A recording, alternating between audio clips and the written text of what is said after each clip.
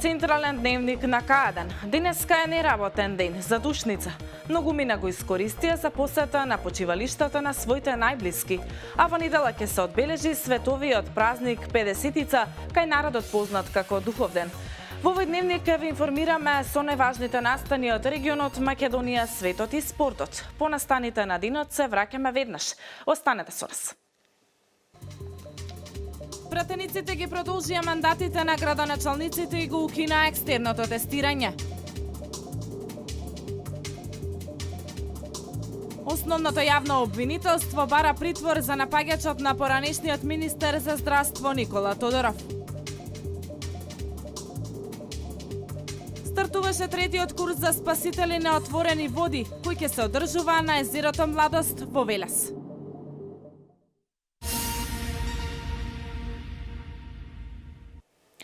Собранието на Република Македонија на вчерашната седница ги донеси измените на изборниот законник со што се овозможи одржување на локалните избори во првата половина на октомври и продолжување на мандатите на градоначалниците и советите. Со оваа одлука всушност се одблокира работата на општините кои беа во своевиден вакуум откако на 15 мај им истече мандатот. Ќе продолжи работата на градоначалниците и советите, локалните самоуправи повторно на услуга на граѓаните, вака одлучија претениците на вчерашната собраниска седница. Измените и дополнувањата на изборниот законник по скратена постапка поминаа на првиот филтер на собраниската седница. Пратениците ја изгласаа потребата од донесување на овој закон кој предвидува да се смени членот 16 и се предлага локалните избори на членови на советите и на градоначалниците да се одржат во првата половина на октомври. Како што образложи еден од предлагачите, Ејуп Алими, со измените се предлага во преодните одредби да се пролонгираат мандатите на градоначалниците и советите, бидејќи првичниот рок за одржување на локалните избори беше на 15 мај. На оваа седница во скратена постапка беа предложени измени на изборниот законник со кој локалните избори се предвидува да се одржат во првата половина на октомври годинава. Предлогот на законот за изменување и дополнување на изборниот законник по скратена постапка, поднесен од Оливер Спасовски, Ејуп Алими, Африм Гаши, Весел Мемеди и Илија Димовски, како што образложуваат поднесувачите, целта е надминување на состојбата во Република Македонија поради неодржување на локалните избори во мај 2017 година и предлог изборите за членовите на советите и за градоначалниците да се одржат во првата половина на месец октомври.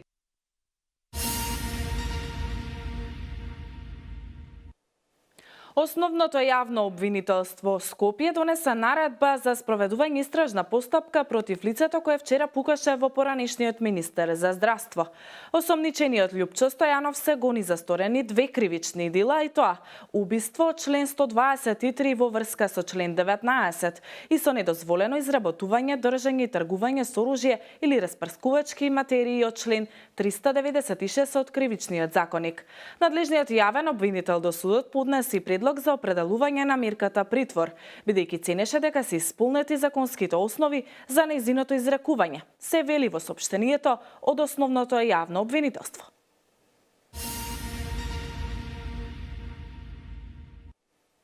Се уште не стивнуваат коментарите и осудите од страна на граѓаните по социјалните мрежи за обидот за атентат врз вице-премиерот и поранешен министер за здравство Никола Тодоров. А како се случило овој настан, графички приказ направи телевизија Нова. Во синокешната емисија досие истата беше емитувана. Да погледнеме. Ден после обидот за убиство врз поранешниот вице-премиер и министер за здравство Никола Тодоров, се уште не стивнуваат коментарите и осудите од страна на граѓаните по социјалните мрежи. Велат дека Љупчо Стојанов не смеел на овој начин да бара правда за смртта на неговата внука Тамара од Велес. Уште во текот на вчерашниот ден осуда за овој настан стигна и од мајката на починатата Тамара, односно ќерка на човекот кој пукаше во Тодоров. Ништо не навестуваше дека мојот татко ќе го стори ова дело, вели Жаклина Димовска. Голем шок само не за целото семејство. Вакво нешто не очекувавме. Че револт постои голем, не само кај нас и во целата јавност, затоа што се случи со Тамара, но вакво нешто никој не ни помислувал, ниту размислувал на ваква тема.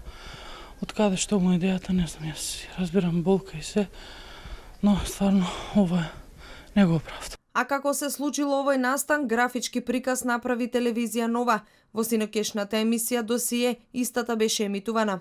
Очевидците велат за телевизија Нова дека бил насмејан, се поздравил, а во тој момент напаѓачот пришол до него од страната, од загрб, но малку од страната, веднаш перил пиштол во него, некаде во пределот на челото, како што ни раскажуваат очевидците, кажал нешто, но очевидците не можеа да ни потврдат што точно кажал, и потоа министерот, велат очевидците, испуштил крик кога сватил зашто станува збор дека пиштол е вперен во него.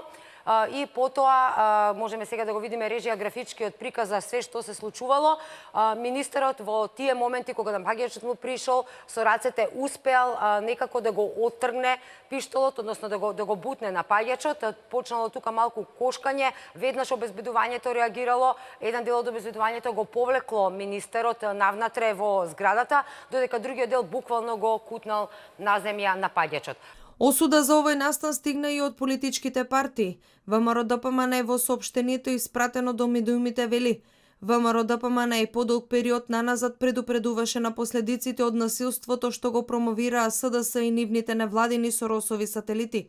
Сега јавноста може да ја види катастрофата од деструктивната политика која следи како нус продукт од насилничкото враќање на животот. И СДСМ вчера го осуди настанот. Во соопштението стои: најостро го осудуваме инцидентот, недозволиво е употреба на оружје и посегнување по нечiji живот од која било причина.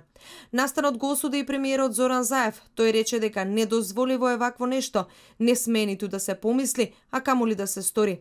Министерот за внатрешни работи Оливер Спасовски најави дека МВР ќе работи на расветлување на случајот и порача граѓаните да не ја земаат правдата во своји раце.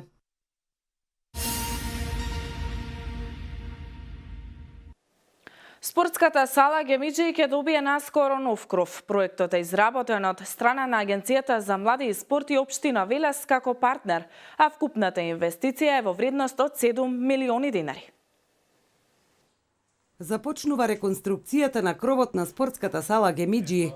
Целокупниот проект е изработен од страна на Агенцијата за млади и спорт и општина Велес како партнер, а вкупната инвестиција изнесува повеќе од 7 милиони денари. Фирмата која е ангажирана да ги изведе работите направи вовед. Јас очекувам дека наредниот период кој што е согласно договорот определен за изведба со тендерската постапка од 5 месеци, а и порано дека пред новата сезона на есен кој ќе почнат ракометните и другите збивања во овој објект, дека ќе ги немаме позади нас од овие пропусти што ги гледаме од сегментот најлони, дека ќе се смени целокупната конструкција. Со проектот ќе бидат реконструирани 4000 метри квадратни. Денес е направен вовед во работа во објектот покривање на спортската сала Гемиџи. Ние согласно нашите обврски кои што ги превзедовме, започнуваме уште веднаш со реализација на проектот. Станува збор на заменување на кровниот покривач на спортската сала. Работата е предвидена да се заврши во рок од 5 месеци. Според директорот на јавното предпријатие за стопанисување со спортски објекти Парк Спорт Александар Табаков, овој капитален проект е од огромно значење. Благодарение на владата на Република Македонија, Агенцијата за млади и спорт, општина Велес, конечно се решава еден од најесенцијалните проблеми, најважните проблеми кои што ги има овој спортски објект во кој што се наоѓаме сега. Значи, прокиснувањето на кровната конструкција е проблем кој што постои речиси од самата изградба на спортскиот објект. Навистина, огромно задоволство имам што започнува еден оваков проект, значи конечно граѓаните на општина Велес ќе имаат спортски објект кој што ќе ги задоволува сите потребни услови за реализирање и на надпревари и манифестации од повисока категорија. Ова трајно решение беше повеќе од потребно, истакна Табаков, и додаде дека во иднина ќе може да се конкурира на сите поголеми современи спортски центри во земјава.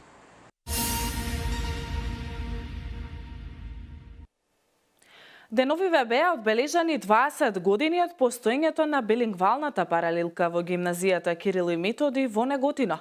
По тој повод амбасадорот на Франција во Македонија Кристијан Тимоние го додели сертификатот Label France Education и дипломите на учениците кои положиле B1 меѓународно признат сертификат за изучен странски јазик. По повод 20 години постоењето од билингвалната паралелка во гимназијата Кирил и Методи во Неготино, неговата екселенција амбасадорот на Франција во Македонија Кристијан Тимоние го додели сертификатот Label France Education и дипломите на учениците кои положиле B1, меѓународно признат сертификат за изучување странски јазик. Label France Education означува бренд за квалитет во двојазичното образование, а овде наставната програма по предметите математика, физика и информатика се изведува на француски јазик. Неготинската гимназија е второто училиште во државата која го доби овој сертификат. Посебна чест ми е да го представиме функционирањето на 20 годишната паралелка на француски јазик во Неготино, која е отворена една од првите во Република Македонија. Имено во далечната 1997 година, точно пред 20 години, се роди идејата за основање на првата билингвална франкофонска паралелка во Македонија и тоа токму во Неготино. Подготовките започнаа претходно со обучувањето на професори ентузијасти кои се вклучија во проектот. Професори од природните науки, физика, математика, хемија и информатика и професори по француски јазик. Јас му се заблагодарив на господинот градоначалник за целокупната поддршка која што тој ја дава во прилог на двојазичната франкофонска паралелка во гимназијата. Францускиот јазик е јазик на виното, значи тоа е и јазикот на иднината во Неготино. Дојдов овде исто така денес да ја посетам и гимназијата, особено да им се заблагодарам за сите напори што ги прават, кои што и станува збор за гимназија која што втора го добива тој сертификат за проучување, односно за оценување на францускиот јазик. Голем број од сегашните ученици полагаат за официјалните сертификати по француски јазик DELF и DALF, затоа што знаат дека тоа е најдобрата диплома која го потврдува нивното знаење на француски јазик и дека ќе имаат корист во иднина. Да се биде дел од оваа секција е адут и привилегија за младите од нашата земја, проект кој отвара можности за нивен успешен професионален развој, истакна директорката Оливера Николова Ташева.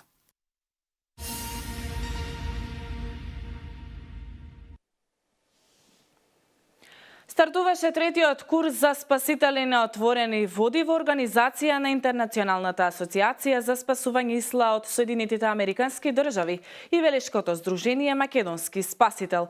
15 кандидати од цела Македонија ќе се обидат да добијат лиценца за работа како спасител на вода. Катерина Нацева го следеше настанот. Трети интернационален курс за спасители на отворени води викендов се одржува на езерото Младост во Велес. Околу 15 на кандидати од цела Македонија ќе бидат обучени и ќе добијат лиценца со која ќе можат да работат како спасители на отворени води. И годинава домаќин на инструкторите од Интернационалната асоциација за спасување исла од САД се Велешкото здружение Македонски спасители. За овој курс значи треба да бидат кандидатите полнолетни, здравствено да бидат спремни, значи за да можат да ги издржат сите физички активности и да ги имаат основните знаења за пливање. Она што ќе го стекнат на овој курс е знаења и вештини за спасување на отворени води, со тоа што ќе ги учат техниките за спасување со специјализираната опрема за спасување. Инструкторите од Америка велат дека станува збор за напорен курс кој ќе им биде основа за спасувачите со можност за понатамошно надоградување. Тие се надеваат дека повеќето од кандидатите ќе ја добијат лиценцата на крајот од курсот. Навистина сме среќни што за трет пат го организираме курсот во Македонија во заедничка организација со Македонски спасители. Курсот кој што го спроведува ИСЛА е само основен курс врз основа на кој што понатаму кандидатите ќе треба дополнително да се усовршуваат за да станат професионалци во својата дејност. Иначе истиот тип на курс се спроведува во сите земји како што се Австралија, Соединетите Американски држави, низ Европа и така натаму. И годинава меѓу кандидатите немаше девојки, но тоа не значи дека не се подеднакво способни и добри колку и мажите, вели Лана Крули, инструктор. За мене надпреварувачкиот дух беше мотивација да бидам дел од спасувачките екипи, додава Лана. соодносот на спасители мажи со спасители жени е прилично изедначен, значи околу 50% се е тој однос. А Лана лично има посетено повеќе држави и повеќе земји низ светот. И она што може да го каже како пример во последната земја каде што го одржа курсот во Грција, имало доста пријавено женски спасители и во скоро сите дисциплини женските спасители биле со подобри резултати. Обуката во рамки на курсот трае 3 дена по 10 часа дневно. Покрај вежбите и активностите на плажа, кандидатите посетуваат и теоретска настава.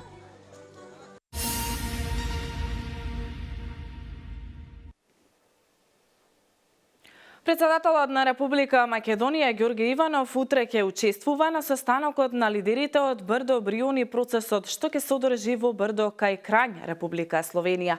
Предвидено е председателот Иванов да се обрати на пленарната сесија на состанокот, а ќе одржи повеќе билатерални средби. Се очекува на состанокот на лидерите од Брдо Бриуни процесот да бидат опфатени клучните теми и аспекти во контекст на интеграцијата на регионот во Европската Унија и да бидат разменети мислења и информации за актуелните состојби и предизвици во регионот на Југоисточна Европа.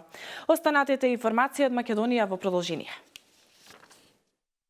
Со измените на законите за основно и средно образование и за наставници во основните и средните училишта, укинато екстерното тестирање кое се спроведуваше од 2013 година, информираше денеска Министерството за образование и наука преку соопштение. Собранието на Република Македонија вчера донесе закон за изменување на законот за основното образование, изменување на законот за средно образование и измена на законот за наставници во основните и средните училишта со кои се укинува екстерното тестирање, стои во соопштението. Измените на законите, како што посочуваат од Министерството, се објавени во службен весник на Република Македонија број 67 од 1 јуни 2017 година и стапија во сила со денот на нивното објавување. Со овие законски измени е укинато екстерното тестирање и нема да се спроведува.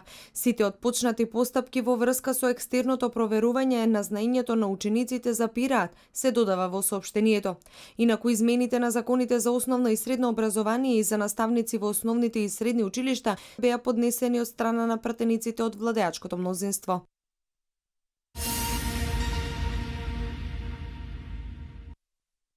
По 8 пат објавен е конкурсот за меѓународна обука за млади лидери, што ја организира председателот на Република Македонија Ѓорге Иванов и ќе се одржи од 20 август до 1 септември во Охрид.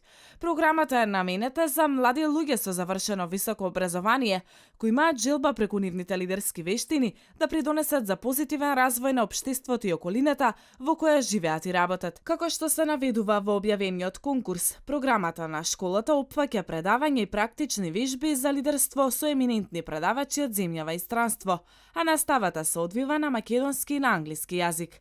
На конкурсот, што е отворен до 12 јуни, можат да учествуваат сите млади од Република Македонија и наши иселеници што живеат во странство. Условите за конкурирање предвидуваат апликантите да имаат одлично познавање на англиски јазик, да имаат просек еднаков или поголем од 8,5 на додипломските студии, а работното искуство од минимум 1 година ќе се смета за предност. Апликацијата што треба да се достави до кабинетот на председателот на Република Македонија треба да содржи биографија, кратко мотивацијско писмо, копија од уверение за положени испити, потврда за напреден степен на познавање на англиски јазик и 2 препораки.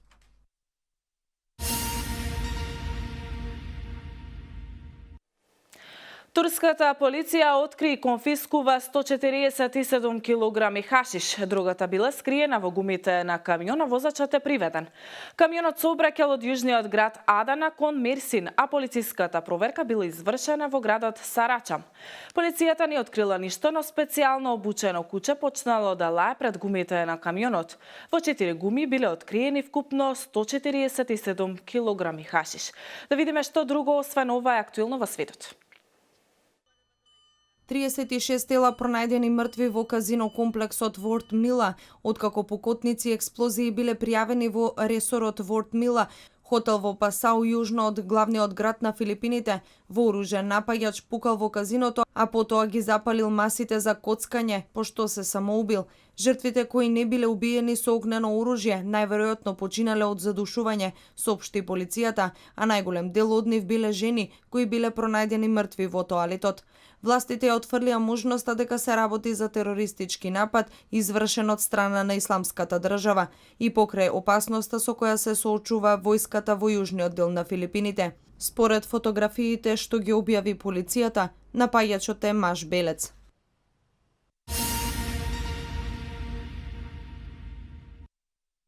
Рускиот премиер Дмитрий Медведев потпиша декрет за укинување на серија ограничувања за увоз на продукти од Турција, а документот објавен на сајтот на руската влада, јави ТАСС. Од забранитата листа се isfрлаат замрзнати продукти од пилешко месо, други производи од живина, свежи и конзервирани краставици, јаболка, круши, грозје и јагоди. Се укинува и забраната за извршување на одредени работи и пружање услуги од организации кои се наоѓаат под јурисдикција на Турција или под контрола на турски државјани и организации. Станува збор за градежни фирми, туристички агенции и хотели, компании во дрвопреработувачката индустрија, спроведување технички истражувања и анализи. На турските компании им се дозволува и да обезбедуваат услуги за државните и општествените потреби.